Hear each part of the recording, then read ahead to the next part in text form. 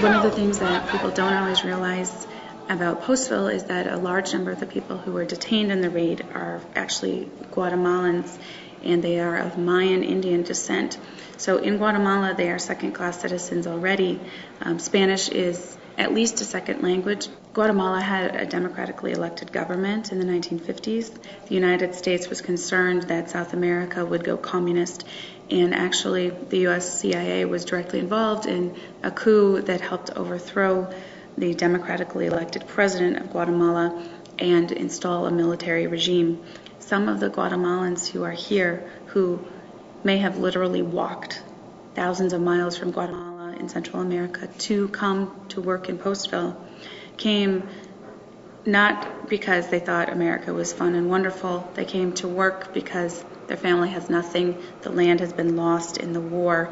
And some of them literally saw their families killed in front of them. They are the only surviving member. There's nothing to go back to in Guatemala. The way these people have been treated, it is unchristian, uncalled for. It's cruel and inhumane.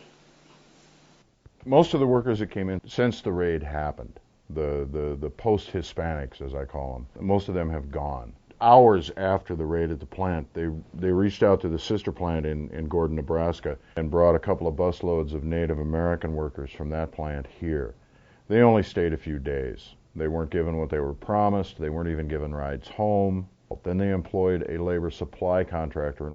They brought in about 200 people. They worked here for about 7 full working days, and then the company, the labor supply company, pulled all of their people out who would want to come out with them, citing safety concerns. They then reached out to other labor supply companies who began to draw from homeless shelters in Texas, clearly targeting who they thought they could get here and keep here because there would be no recourse for them to get home. We were actually feeding, housing, and helping all those people they had brought from all over the United States who were suddenly without a job. But we were getting emails along the lines of, you can't expect to bring these people in from another country, put them together, put them all to work at the plant, and then walk down the street together singing Kumbaya. Threatening emails, you know, you keep feeding these people, we're going to come in and burn that place down. Shame! Shame! Shame! Shame! You're going to burn that plant, traitor!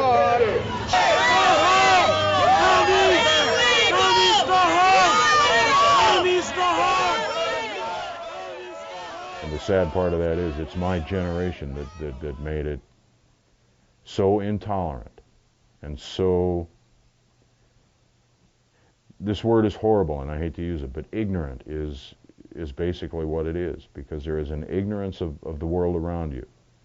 And until you can become aware of that world around you and your effect on that world by the actions that you either do or do not do, you're affecting everybody. The broader political realities of this situation are much bigger than Postville. It's not just about immigration. It's not just about enforcement of laws. It's about our trade interaction, our involvement in autonomous other countries. As Americans, we need to ask questions and challenge, because if it is government of the people, by the people, for the people, then we are responsible for what is done in our name. It should work where the job is attractive enough to employ people locally. That's how it should work. It'll never be that way because the American public wants cheap products. As long as that desire for cheap products is there and cheap food, then the need for cheap labor is going to be there as well. And the only way we're going to get cheap labor is to exploit those people who are here without a voice. Postville has to save itself. You know, I can't, the coalition can't save Postville. We're here to walk with the community. What the changes are going to be, I don't know. But I do think ultimately there will be a lot more of the community that works together for their own end than there ever was before.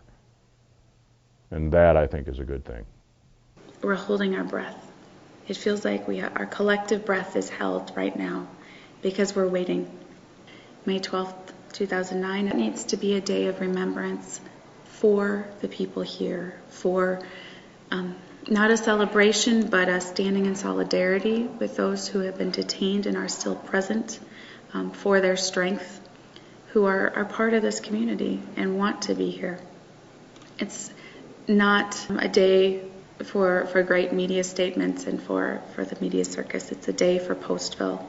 Postville did it before. They did the hard work of figuring out how to be community. They know how to do this.